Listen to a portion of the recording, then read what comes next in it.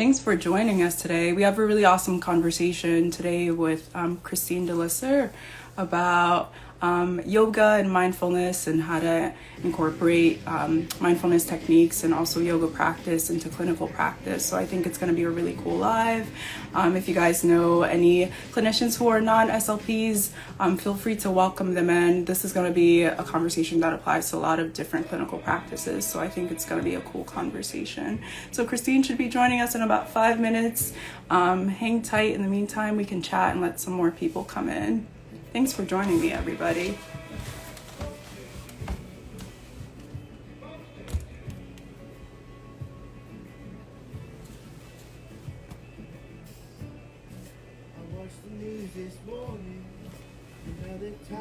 Where's everyone joining in from?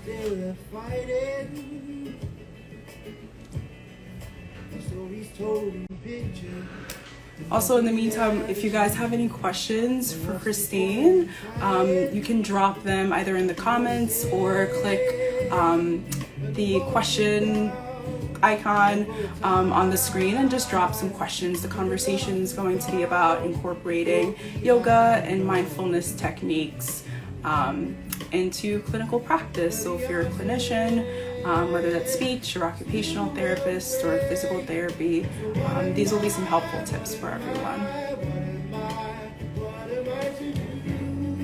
Yes, hey Jersey. Mecca and I met up like 2 weeks ago and that was pretty cool.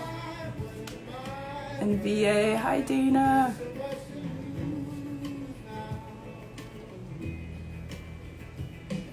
Thanks for joining, guys.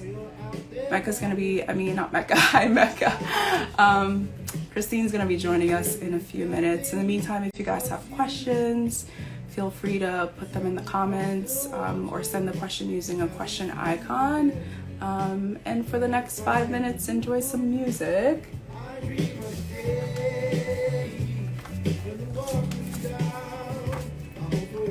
I know, Mecca, I was like, you were on my mind and your name came out. Have my questions already because I know this is a really cool topic. So if you guys see me looking down, it's just because I'm going through my questions, making sure that we hit all of our topics. Hi everyone, welcome. We'll be starting in about 4 minutes. Thanks for hanging out, enjoy the music, and we'll be starting really soon.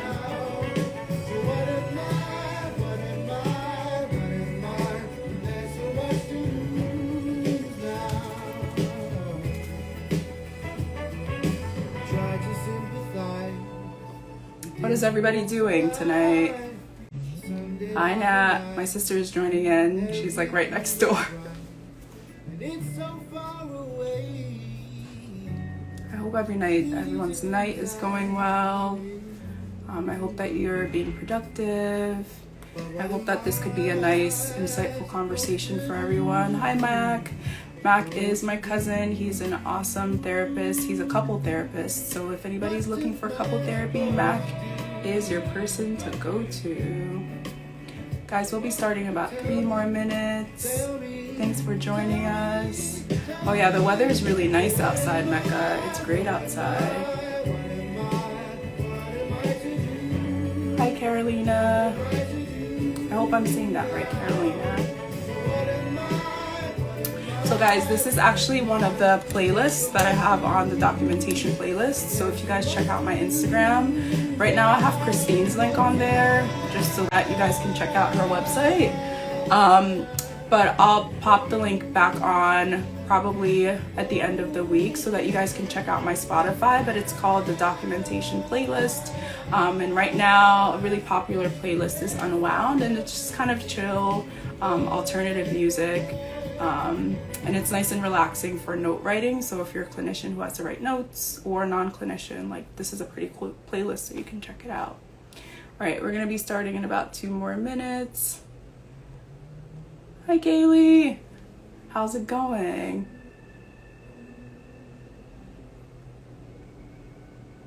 Guys, if you have any questions about yoga and mindfulness and how to use yoga techniques, yoga practice and mindfulness techniques in your clinical practice, just drop some questions right below and we'll make sure to go through them and answer them either throughout the live or at the end of the live. Thanks for joining, everybody.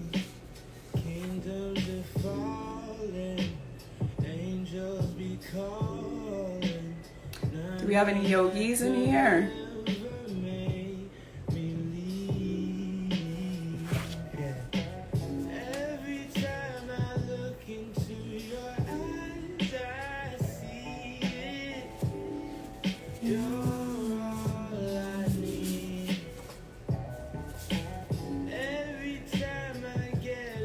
Hi, Christine.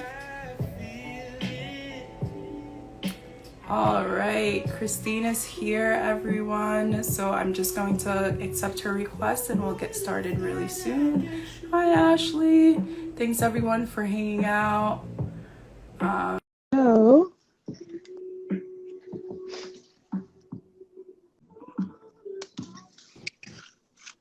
Hi, Christine. Hi, good afternoon. It's afternoon. Good afternoon. Yeah, it's still afternoon. I know the sun is out and it probably won't go down until late, but it is still afternoon. Hi, Chanel, your sister's here. Welcome. Welcome, everybody. Hi, Ashley. Thanks, Brianna. Hi, everyone. Welcome, Christine. This kind of has been a long time coming, so I'm glad that we're able to get on today. We have a really important topic to discuss and you have so much insight on it, so I just wanted you to be able to share your knowledge because I don't know very much people who are speech pathologists and practice yoga and are still are yoga instructors, and how they can kind of bring the two practices together. So I'm really happy to have you. So our topic today is going to be yoga and mindfulness in clinical practice. So if you are a clinician, this is the perfect place for you to be right now to get some really good information about how to use some mindfulness techniques and yoga practices in your clinical practice. My name is Joanne. I'm the moderator on Instagram. My handle on Instagram is @thespeechpathologist. And basically what I do is I bring a lot of different clinicians, not necessarily speech pathologists, to come and discuss topics that are really important to them and that they have a big knowledge base in. So I just thought I'd bring in Christine, especially since we're doing, I thought about doing a series about mental health and wellness on my platform. So Christine is going to be the perfect contributor because she has some really awesome stuff to tell us about how to incorporate yoga into her practice. So Christine, I'm going to let you go ahead and introduce yourself. Thank you so much for holding this platform for me. First, I want for that. So for those of you that don't know, and those of you that do, my name is Christine DeLisser. I am actually born and raised in Brooklyn, New York, and I actually relocated to Chicago, Illinois in August 2019 to pursue my master's degree for speech language pathology. So I am currently still a graduate student, but right now I'm working in a private practice. So I'm earning my hours to be competent and practice as a speech language pathologist. So it's pretty exciting. For self-care, I practice yoga and I also work out in the gym. And what I've noticed is over the past 2 years, especially as being a student, I've always tried to make time for myself. That's something that I strive and I will never not do. So I wanted to start off this live by saying that self-care is not a luxury, it's a necessity. So if you're able to take care of yourself, then you can take care of others.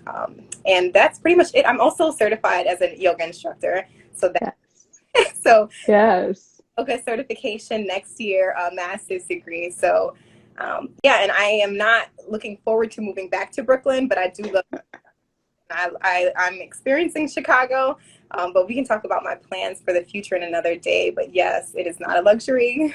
I love the comments. Make sure you drop questions and comments in the box below. So that's about me.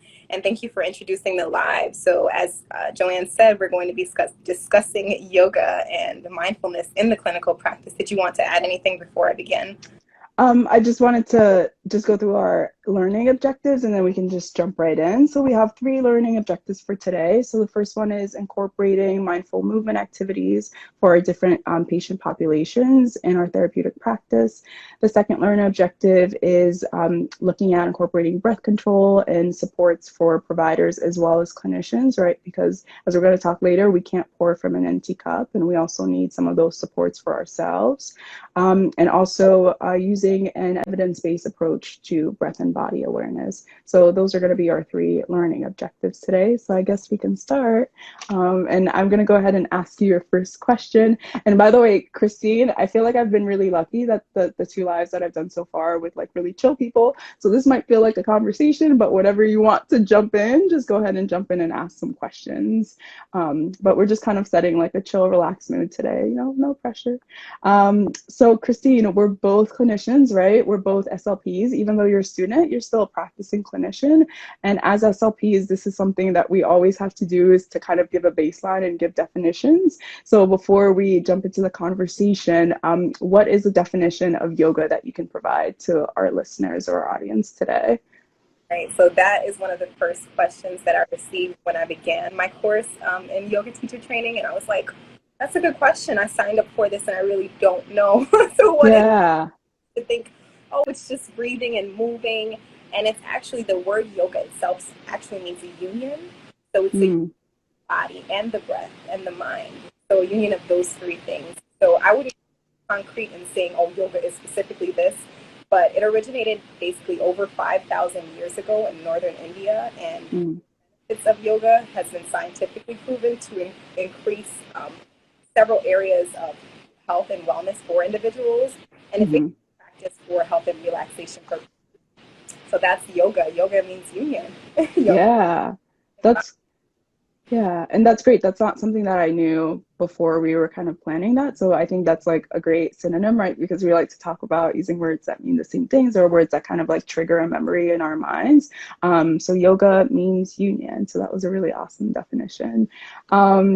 And then also, I think like, what's that? There's also 8 different kinds of yoga. So yeah, go ahead and talk about that. Itself into one thing. So what I mostly practice is hatha yoga, which is a pretty popular Western style of yoga, and it's just pretty slow paced, not super slow, but I guess you could say a medium pace rate.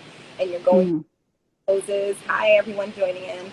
So you're going through different poses at medium kind of flow. So it's nothing too slow. That's one of the styles, and that's what I enjoy the most. There's also Ashtanga. There's Vinyasa. Vinyasa is like a really quick flow. There's hot yoga, and I've tried that before. That's really fun too. Same. Yin yoga is the most thing in my opinion, because you are actually sitting in a pose anywhere from 1 minute to 20 minutes, and that a life-changing posture for me was called broken toes. So you sit on your toes, and we sat on our toes, like in a, I wish I could show, in a seated posture, but you're sitting on your toes for 20 minutes. And the whole time, my mind was like, what am I doing here? Why am I here? And then eventually, I just gradually let go of like that resistance that I was feeling. So yin yoga will really push you to your edge. And then there's Iyengar yoga, and then Bikram yoga, which is a more traditional style type of yoga. But that's yoga in like a little quick condensed definition. Yeah, no, that was perfect. That was a perfect overview.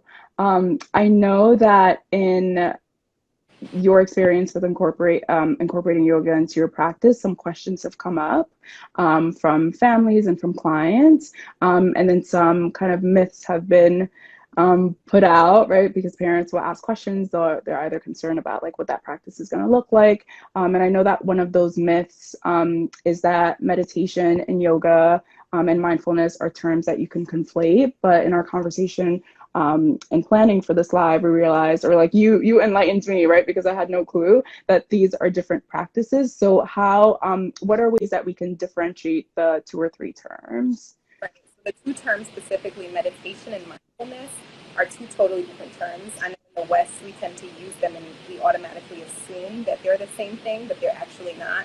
So personally, I would believe as meditation is more of a spiritual practice, and really encourages reflection within, and it kind of, you want to kind of, I guess, offer or start to tune into a stable mind and emotionally calm and stable place for yourself. Mm-hmm. So in that sense, it's more spiritually based, and it deals with a lot of enlightenment. Whereas the other hand, mindfulness is more of just being present, practicing being present in the very moment. I would say we use meditation as a prop to being mindful, but you don't have Mm-hmm. to meditate, and you don't have to meditate to be mindful, and you don't have to, when you practice mindfulness, you're not necessarily meditating. So you start to separate, okay, like I'm not meditating.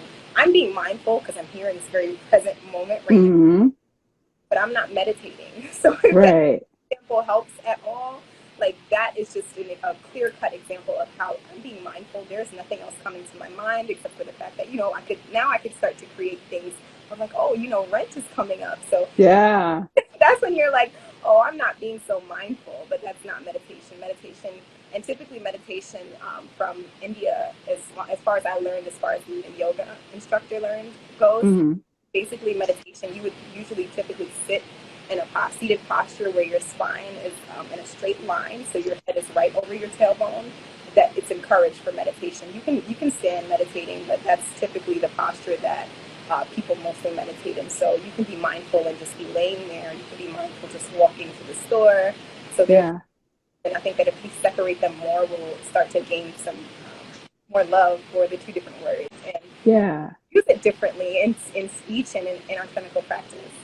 Exactly. Oh, that's great. And Dana said that's a great distinction. It's very well articulated. I think also because like some of us might not be actively practicing like either mindfulness or meditation, we might just conflate the two, whereas they're very distinct practices. So I love those definitions that you gave.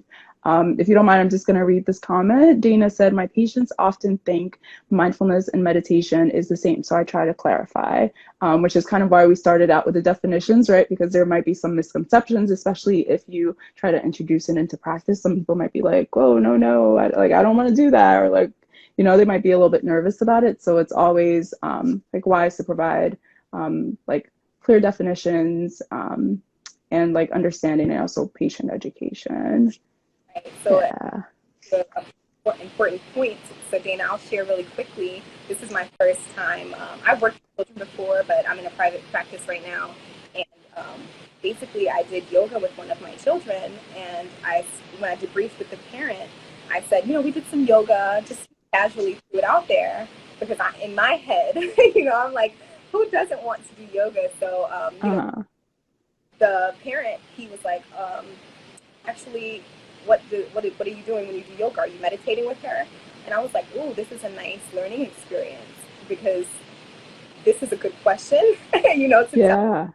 No, not meditating. So I'm glad we defined that. And, I said, no, simply, I'm just using that term yoga, and yoga really all it means is moving the body and breathing. Mm-hmm. So, it's about how you explain things to parents, which we'll get a little more into, I guess. Yep. A little bit later. Yeah. We'll talk about parent education. But yeah, that was a great example that you were able to throw out where like people might be a little bit hesitant to have yoga be introduced into the practice if they're not really aware of what it is. So like parent education and client education is such a big piece of it too, because there are so many benefits, which we're going to jump into next.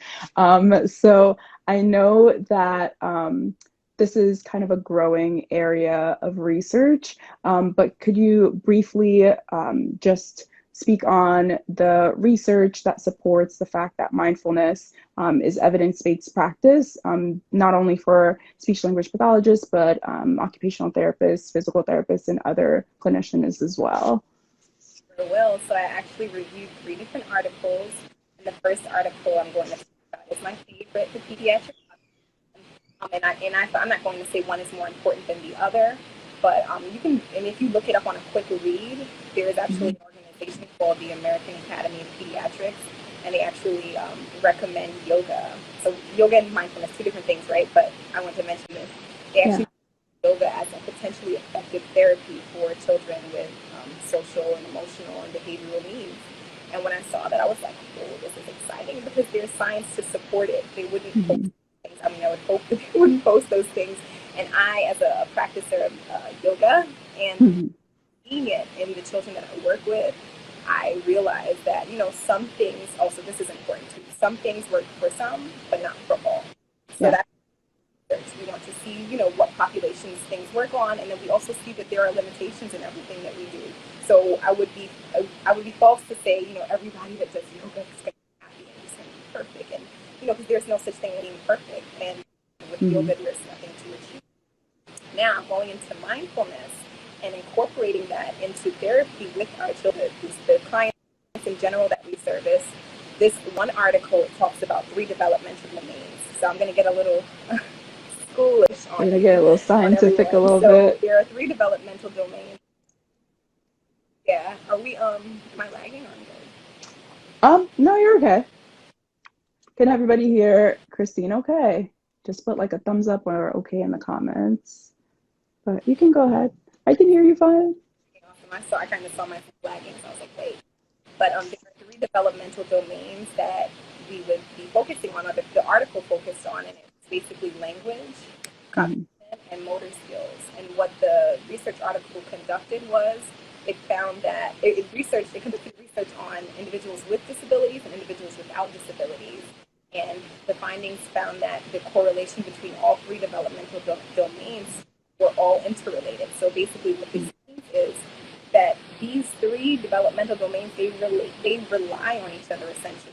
So think about this from a teacher. Think about targeting language in therapy. We can also think, okay, what motor movements can I implement in therapy to cognitive skills and language skills at the same time, because all domains are interrelated. So nothing is separate, essentially. So even though we're different healthcare providers, and occupational therapists mainly focus on motor skills, and physical therapists focus on movement, all related. Yeah. So I found that to be super important, especially for early intervention, because that is a critical time period that some of us know, and we realize that the earlier you can seek help, the more likely that the outcome is better, more beneficial for the child. So I say, let's start to think about how can we incorporate language into movement and vice versa, and also the importance of collaborating with other professionals. So talking to the occupational therapist instead of just passing over the child, or saying, oh, occupational therapists will build it, because writing. I learned a lot from occupational therapists, from observing, to find out different ways, because all of those domains, they are related. So the writing goes right into reading, and reading goes into writing. So they all overlap. So there's no one way to cookie cut and say, this is just my scope and that's your scope, and stay in your lane. And they're separate, right? Yeah. And this is why collaboration is so important, like you said, because our skills are kind of like meld into each other, and there's some things that we'll address that will kind of like impact their progress in occupational therapy, and vice versa in physical therapy, because the language and the cognition and the movement, those are all interrelated domains. So that was actually pretty good research that you were able to find to talk about.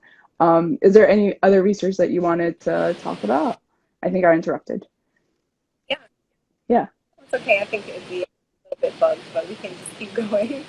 So there was an article that actually was a 6-week study, and it basically discussed adult population. So I haven't had much experience with adults, but these adults in this study had severe speech and physical impairments, which was nice because it wasn't just cutting it off to speech. I like to learn other presentations, so that I know that this is likely what I will see. It's never just one thing. It's always, or sometimes, most of the times, it's other areas that are impacted. So what the 6-week intervention found when they implemented mindfulness meditation into those clients, into their homes, they found that the qualitative results were actually positive. So basically the data that they collected from the patients about their quality of life. So quality of life is what would be considered qualitative data. It wasn't necessarily something that they could put numbers to, so it wasn't quantitative. But even that in itself is big, in my opinion, in the last 10 years, finding that qualitative data, is being supported, and it's something that we can say, hey, this works. It's measurable to an extent. So I thought that was really nice for that research article. Yeah. Specifically, looked at mindfulness meditation interventions. Yeah. That's great. That's awesome. Did you have any other research that you wanted to share? This last one. Yes. Christine's pulling out all the articles. She's like, wait, I have another one. I love it. So this last one is for everyone, essentially. Uh-huh. Although the article specifically talks about patients who stutter, this article talks about implementing mindfulness for those individuals, but then it also advocates essentially for the service providers that are providing therapy. So that would be speech therapists, but we can also, push that same information into other fields and say, okay, wait, so if they find that if the therapist is incorporating mindfulness into their own life routine, then they share those kind of techniques with the patients, and then the patients are successful in exhibiting it, or because our goals when we go into therapy are have this patient do this, have this patient do that, and expectations are fine, but are you able to show and model what it is that you truly want them to do? So I found that very interesting. So it found that the psychosocial, which are basically your thoughts and your behaviors, and sense, those are related. So once again, there we go. There's a relationship between your behaviors and your movement. So if we're not moving, that's going to impact your thoughts and your behaviors. So that's another way to say, look, let's make sure that we're moving our patients. We're not just sitting in a room, confining them to the chair to do speech therapy, or, chair to do occupational therapy. Let's try to find a way to incorporate mindful movement and even just suggestions of how to be present, because sometimes you can feel, depending on your preference or how in tune you are with people sometimes. And I feel like judgment, you can feel when your patient is not interested in therapy. So, their energy and realizing how you can help regulate the session. And that brings me to this fun word, shift. Yes. So shift happens. And it basically, when I heard that, I was in yoga class, I was, changing postures. Sometimes the mind wants to say things, and I'm just the listener, not the mind, right? Just the person who hears that. So with that being said, you go into another posture and you're shifting. And in life, shift happens every single minute of the day, every session. I've planned so many sessions. It's like, that didn't go how I thought it was going to go. And, you're really tested at acting on your feet and responding. And, keeping that same thing in mind and in heart with the patients that you work with, that, shift happens in their life too. So considering that, and that knowing that, even if we're working on this goal for, 6 months, sometimes it may feel daunting. And like, am I doing the right thing? How you think about it. Maybe I am doing the right thing, and this approach is just not working. Let's just try something else. So flexible, and that's a big part of yoga, flexibility. That was another myth I forgot to mention. People think that you have to be flexible to practice yoga, and there's no you actually increase your flexibility, but you do not be flexible to practice yoga. I feel like that gives hope to people like me. So that's awesome.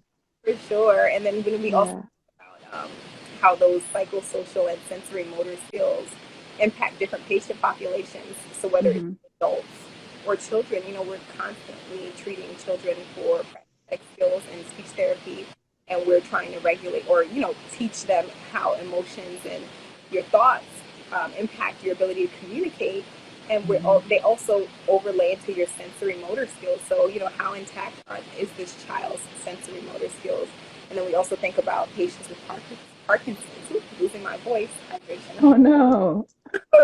We also think about patients with Parkinson's. They have decreased dopamine in the brain, and how that impacts the tremor that they exhibit. And slowing down their speech and needing, more respiratory support. So respiration is a big, big part of yoga. And mind in general, breath work is something that I underestimated. And even when I realized, like, after our session, the session right after, I take a minute to breathe. A big breath in and a big breath out. Yeah. Surprised at how calming it is, once you gain control of your breath. And I'll share really quickly about an experience with one of the children that I work with. his mom actually practices yoga. But, one day I didn't know this. I just practiced with him. I said, you want to do some yoga? So he said, yoga. And I was like, okay, like maybe he knows it, maybe he doesn't. Yeah. He had like these cute little rugs in my office, and we sat on them, which was nice to me because he has autism, so he has a heightened sensory threshold. So we sat on the rug, and you think about like even that simple practice of like following directions. Sit on the mat, put your hands on the floor, 2-step directions. Then you can increase it to 3-step. So there are so much simple ways that you can do movement into your sessions, depending on what you're targeting, and still at the same time encourage mindfulness and breath awareness. And the child did, so we did the yoga together. And then when I debriefed with the mom, she was like, oh, I actually do yoga, but he never does it with me. And I was like, interesting. So he is okay with doing it, outside of the home, but inside the home, he resists it. But, and that goes to show too, you know who you're going to encounter and what speaks to it. It'll work for some and it may not work for others. Right. That's awesome. That's an awesome story.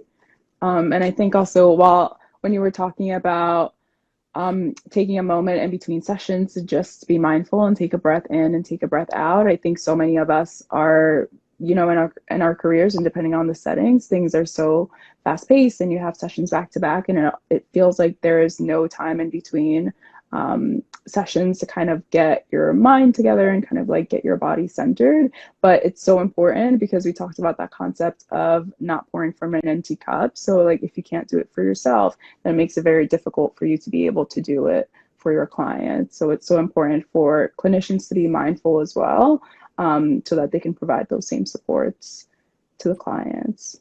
Yes. So like even with our therapy success, we expect the client to, repeat it over and over and over again. So success, if you want it, you must rehearse it regularly. So even with yourself, if you want to see something, you have to do it regularly. So I think that we need to also take those same expectations that we have at work for ourselves. Right. It's okay to set up goals for yourself, but do it in a kind manner, and then just also, like you keep saying, you can't pour from an empty cup. So. Yeah, it's so important. I like that concept. I think it's something that even when we're planning for this, I thought about ways that I can incorporate mindfulness, like throughout my daily work routine, just to find a few minutes to just kind of like recenter and be mindful. So I think that's definitely going to be one of the take home kind of takeaway points for me as well. I know that there might be some clinicians in the audience, or there might be some non-clinicians in the audience who are interested in incorporating mindfulness and yoga into just like their daily routines, but also clinicians who might be interested in incorporating yoga into their professional practice. So how do you approach 3 things: parent education, navigating personal beliefs, and then also obtaining consent to be able to incorporate yoga? All right, so I'll start off with the first one.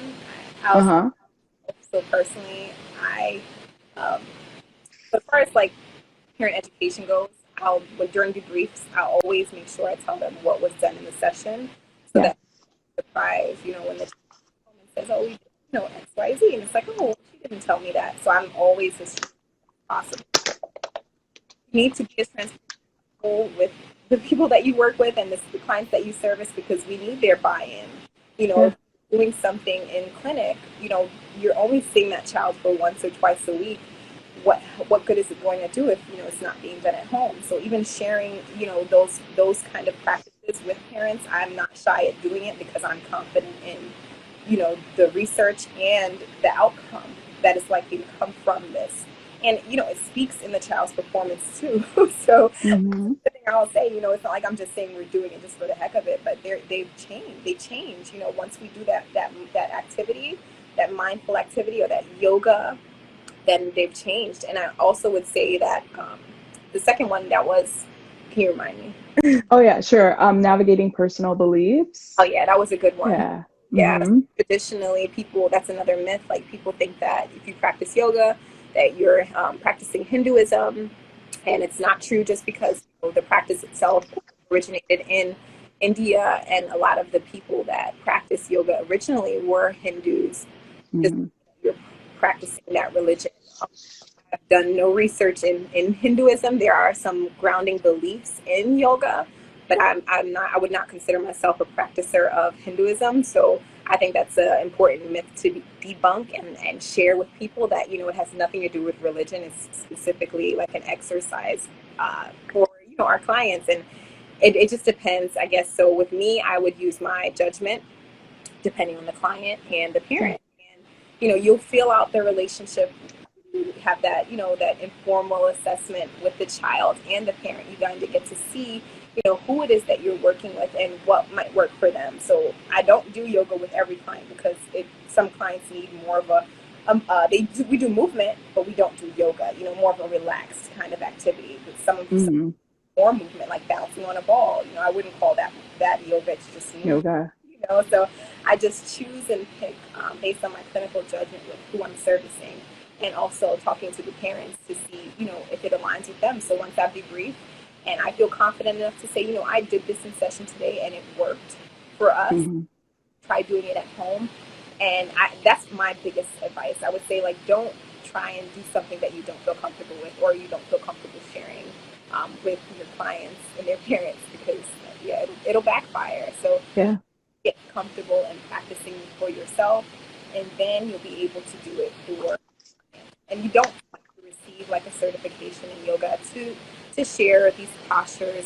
It is simple. It's simpler than you might think. I wish I should have got the resources and I just held them up.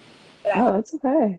Printouts of different poses. So like 4 little poses that you can show the kids that you work with, or if you're doing adults, you can also make it fun that way. But with the children that I work with, I'll sometimes use language that is kid friendly. So we'll make animals. So I'll say, let's be a lion, and that's a pose. So you're like opening your mouth and you're making the lion noise, and there you are eliciting some sounds for some nonverbal or trying to elicit sounds. So it all kind of works together, and I just would say use your judgment once you become comfortable and you start to do your own research and you say, like, I think that, this child might like this and this might work for this child, then do it.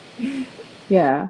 No, I definitely think it's important to provide parent education, also to get consent. But even when parents might say like, nope, sorry, not interested, that's also a good opportunity to like educate. Like, I respect your decision, but like, this is what it would look like, and still provide education. So just so that family is not walking away with miseducation about what yoga practice is about too.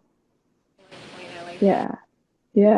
And what was I thinking of? Oh, I like the fact that you said that you don't have to be certified, because I can imagine that some clinicians might be, oh my gosh, like something else to get certified in, or like, I don't have the certification, so I'm not going to be able to do this. But it's nice that you said that there's so many resources out there. And I know that some of these resources are resources that you've also come up with. And then we'll kind of like pitch in a project that you're working on a little bit later, and where those resources will be available, because I can imagine that a lot of clinicians would love to like take you up on your offer and try some of those resources in their therapeutic sessions as well. So you don't need to have any special certifications. There are really easy poses that you can just incorporate into your clinical practice with really simple language too. Yeah. And that kind of takes us into how you individualize practicing yoga instruction in your sessions. So as clinicians, right, clinical care, one of the pillars of clinical care is individualized care. So how do you go about individualizing yoga instruction in your session so that you're meeting clients at their cognitive levels and cognitive needs, and also you're meeting them at their learning styles and learning preferences? But this was actually a fun part for me to learn, because when I was taking, the course, I knew that there were different learning styles, but I never thought of how important you have to think about it as an instructor. Yeah. People just, follow you, and then that just happens. I knew about it as far as like speech and language therapy goes, but then I was like, oh, this is like kind of the same thing. Like, once you have that knowledge as a clinician of the different learning styles, it just flows right over into how to teach, yoga or mindfulness.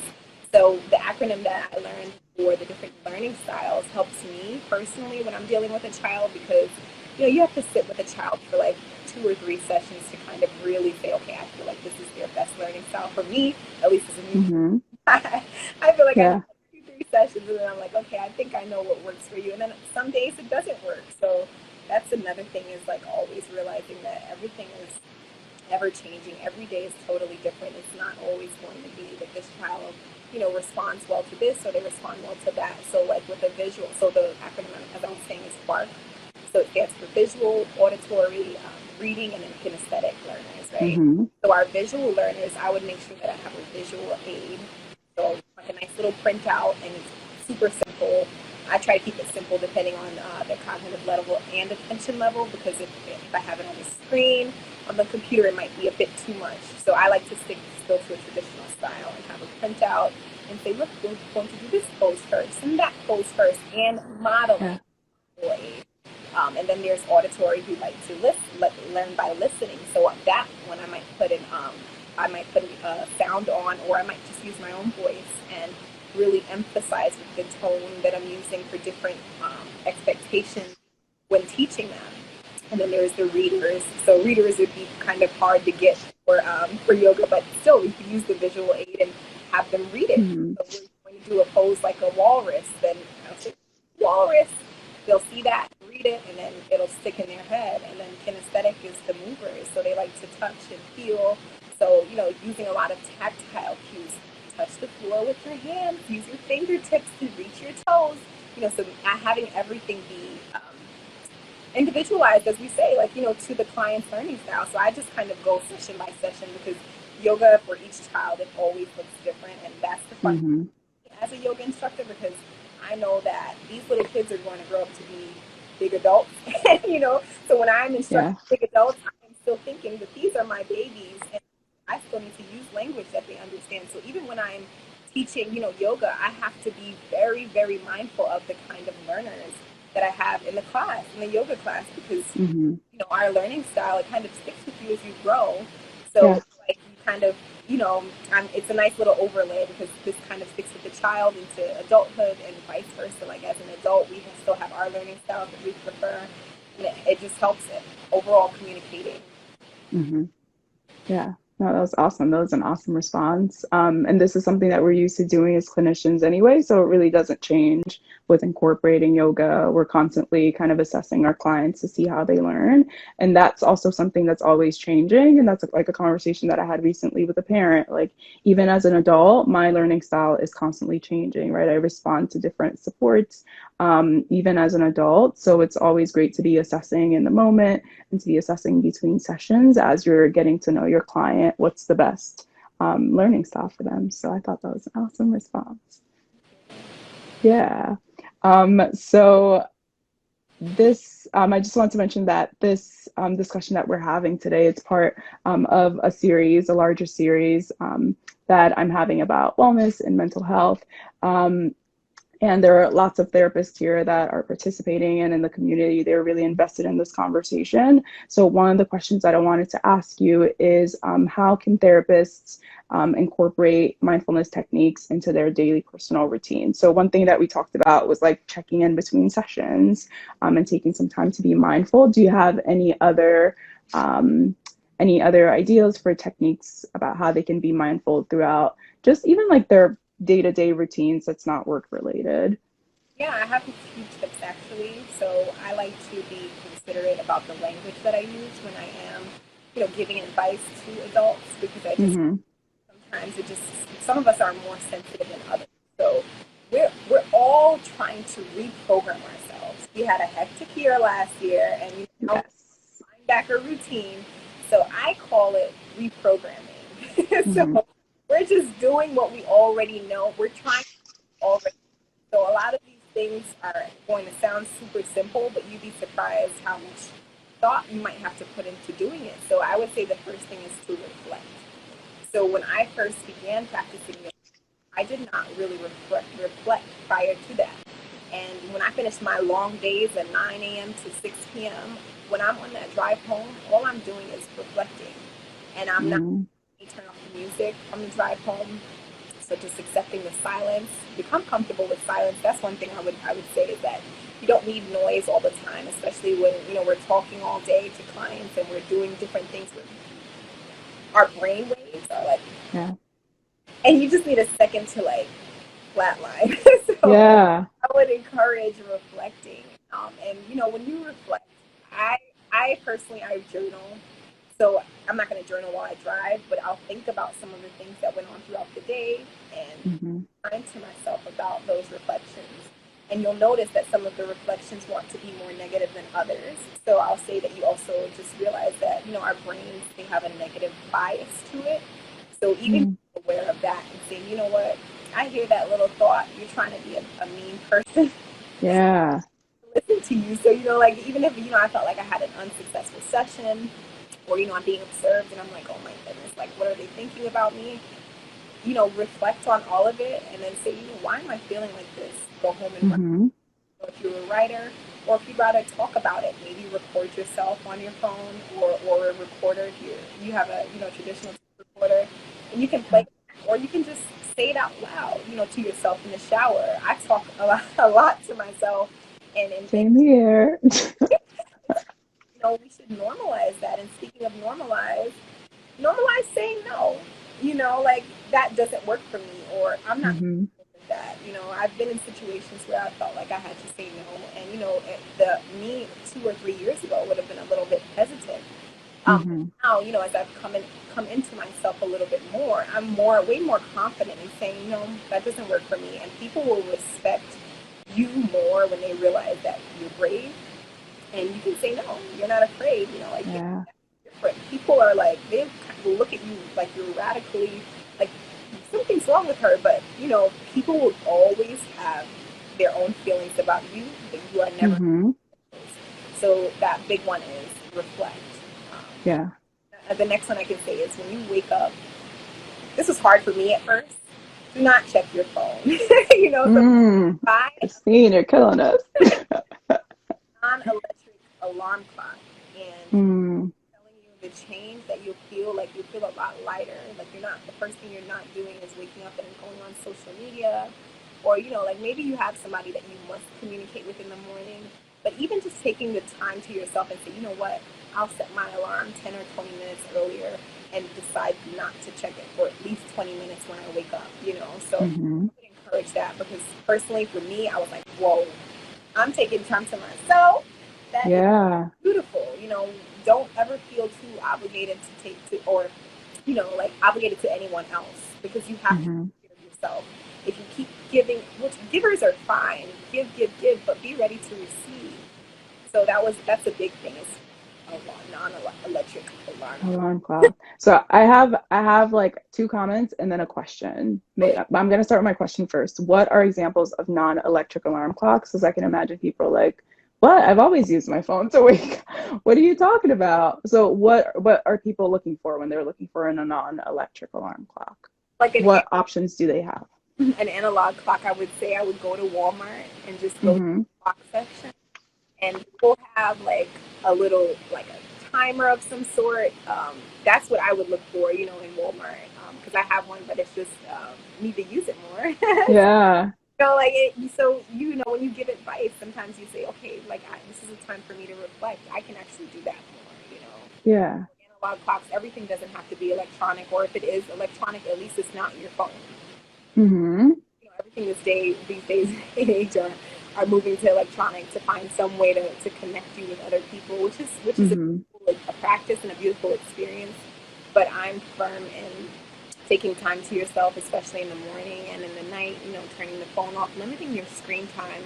We are looking in our phones and our laptops often, in my opinion, and I'm so interested in seeing the research that comes from the year that we had last year, especially with the limited exposure and the overuse of screen time that some people were exposed to. So I would just say, really establish a routine that is healthy for you. Or if you really can't find like a non-electric one, use your phone, but start to gain some self-control. I'm putting my phone on Do Not Disturb, and I see these messages, but I'm not going to respond to them until, 20 minutes after I've woken up and, did Mm-hmm. it, or after I've reflected this morning. Yeah. And I feel like that's such an important practice. And with any new habit, I just want people to kind of think about not giving up after the first try, just because this is kind of our routine. We kind of wake up, the alarm goes off on our phone, we like scroll to Instagram or we go on Twitter, and then we can just kind of become consumed. And then that can create kind of negative expectations for ourselves throughout the day that we feel like we're not meeting. So habits take a while to form, like until they become a routine. So just kind of giving yourself some grace as you start to practice that, which I think is like pretty tough just because we're surrounded by electronics. So that's something that I want to try. But just give yourself some grace as you're trying that, because it can be kind of hard. It can be kind of hard. So that was my one question about the non-electronic alarm clocks. And I just wanted to comment because as you were saying that our brains are negative, they have a negative bias. As clinicians, we're so goal oriented, right? Whereas like we have to keep data, we have to meet expectations, and it's so easy to fall into that pattern, like you were saying, of going, that session didn't go like great today, or like I didn't get to do this today, or like I have a whole bunch of notes to go write, or like just thinking about your day in a negative way and kind of putting that unnecessary weight on yourself. I know earlier you were talking in the live about speaking to yourself kindly, which can be something that's difficult to do when you are a clinician and like it's goals, goals, goals, numbers, numbers, numbers, or like performance oriented. So that for me is like another good takeaway to try to start implementing for myself, is to speak kindly to myself. And that silence is not my enemy. I'm the kind of person, when I leave work, even though I spent all day talking, I get into my car and I listen to music. Like there's no period of time where there's just calm until I go to bed, and then I wake up and I'm on Instagram. So there's kind of like no calm. So I like how you said that, like silence is your friend, silence is okay. So just like driving in the car and taking some time to reflect and debrief, that's also really, really good. And that's mindfulness, right? And like we're not doing anything crazy, that's mindfulness. And I think some people don't realize that it could be that easy. Yeah, that's awesome. Or sometimes I'll listen to a yoga playlist, so like I can those, like even if you're not ready to straight jump into cold turkey with silence, Yeah. the music that you're listening to, because some of the stuff that we hear, it impacts our energy immediately. Yeah. Realize how like this is impacting our thoughts, because you hear it and you hear it and you hear it and you hear it over and over again. And can you imagine what those words are? They're infiltrating your brain, and then they thoughts, and then they start to become your actions, and then it's like a spiral. So we need to really be careful about also the music that we're listening to. That part is a really good part, and I hope that you take it slowly, and like you said, be kind to yourself. I'm learning that as a student clinician that there is something called productivity in therapy or in settings, and I did not know about this. I don't think they told us about this in school, or I didn't learn. And I would say, that's fine. And I realize some of the stress that some clinicians face from having these productivity expectations or goals to meet. And personally, I think it's about how you look at it. And we're in a job, we're in a world that relies on certain expectations that we have to meet to be productive, and that's fine. But I would also say, think about how you decide to internalize that. My boss wants me to meet this, that's fine. Thank you so much for those kind words. Thank you. Thank you, Deborah. Our boss wants us to, meet a certain level of productivity, but, that's fine, we'll meet it. And just be gentle with yourself, like don't over obsess about not meeting it. That's my advice. I'm also I guess I'm just trying to go into the field as open-hearted and successful as possible, because if you let it stress you and you let it feel like work, it will no longer be fun. So you want to do things that are fun, especially when we're doing them for 40 hours a week. Let it be fun. Yeah. And I know this is like kind of unrelated, but given the current events and circumstances that are happening, that makes me think of Simone Biles, right? Like she has decided, even though she's in a highly competitive sport, and this is kind of like one of the peak of her career, she's decided I'm going to choose myself and put myself first, and take care of my own wellness instead of trying to meet everybody's expectations, which can be really hard, especially when you feel like you like owe someone something, or like their expectations and deadlines, or like the weight of everything is on your shoulders and everybody's watching. But sometimes it's better to take care of yourself so that you can be able to do what you love and still enjoy it. That's the part. Yeah. And I feel like that goes into burnout, but like that could be a whole another conversation in itself. Um, but yeah. So I think like the takeaways were to have a non-electric alarm clock, take time to reflect, and reframe. And did I miss something? No, What did I miss? the phones. I think that was what you said. Like get an Yeah, alarm clock. The language that you use. I wanted the to language. like even thank you to Simone for being so brave and just like a great example for women and Hmm. like it's okay to say no. She chose herself, and that is self-love in its highest form. In itself. Yeah, When you see people bashing other people, you just know that they're simply looking at her as a reflection of themselves. They cannot understand how someone could be so courageous and bold. And that's fine. I say for those people who are like, oh my gosh, she's crazy. How could she do that? She chose herself, and you're never wrong for choosing you. And every exactly. into whether it be work, relationships, friendships, any kind of relationship, anything, choose yourself and then you will always win. So the language that you use, like I would also shift from saying things like I can't, and saying like, I choose not to, or I like that. maybe not today, or Yeah. we won't say like I don't or I can't, or I like start to say I have, like Hmm. that kind of language, that kind of shift in how you speak. You'd be surprised at how radical your thinking will go. And like even for me, working right now and not getting paid in this internship, sometimes I'm like, wow, like I don't have any money. And then Hmm. speaking to my grandfather, and he said, you need to say I have so much money, I don't know what to do with it. Wow. Home in the mirror, and that's how I have. Wow. And then immediately my feelings and my body changed. So I encourage like, that radical kind of thinking. So instead of saying like things like I don't, tell me what you have. You know, Hmm. money to be rich. It's about how you feel. So I like that. I love that. Where's your grandpa? We got to get him to hop on the live one day. That's awesome. I like that way of thinking. That's awesome. And we're like talking about reframing and shifting all the time. So that's one way that you can do that for yourself.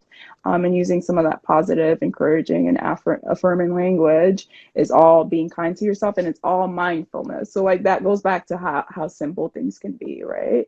As simple as just reframing the language or changing the language. Someone said, very wise, Grandpa. Yes, yes. Let's get him on live, like immediately. Christine, I just wanted to take a moment because I think we're like getting ready to wrap up. I just kind of wanted to open up the floor to anybody who might have any questions, whether you're a clinician, non-clinician, like practicing yogi or not, whether this is like new to you.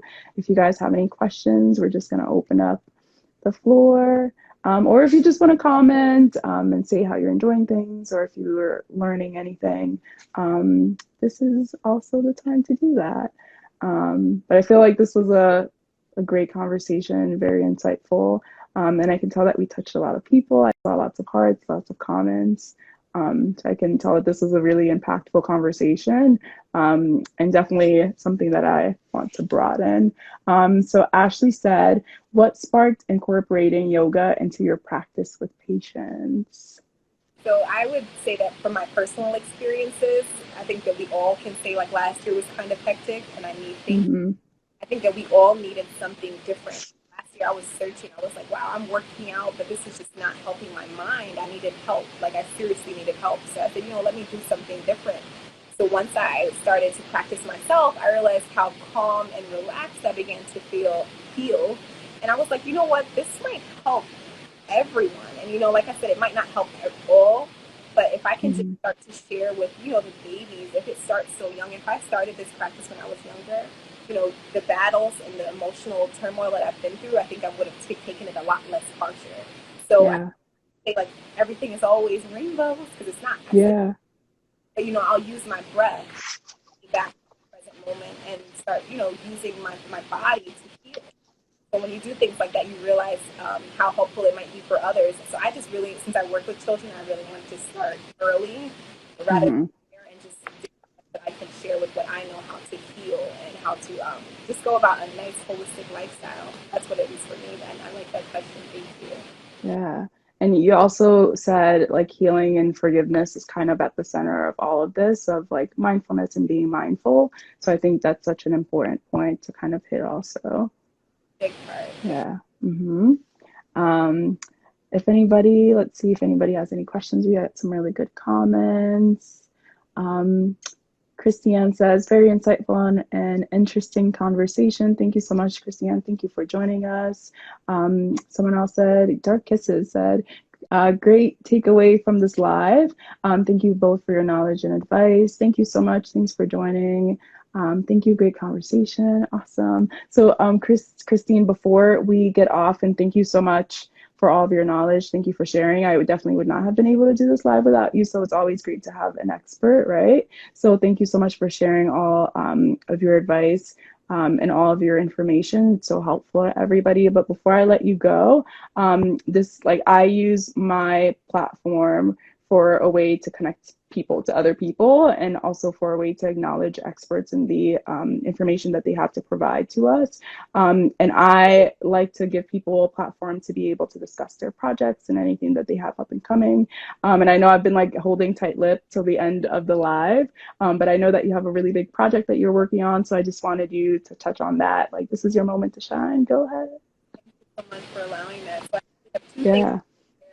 I have actually a guide on my website. I've been working on this website for a few months now. It's actually in my bio. So it's called Kartari Yoga. And I have my own private practice, essentially, for practicing yoga. So there's a guide for therapy. Free. You can go ahead on my website and download it. And it shares those tips about communication for yourself. And so basically helping yourself, right? So that there's a guide.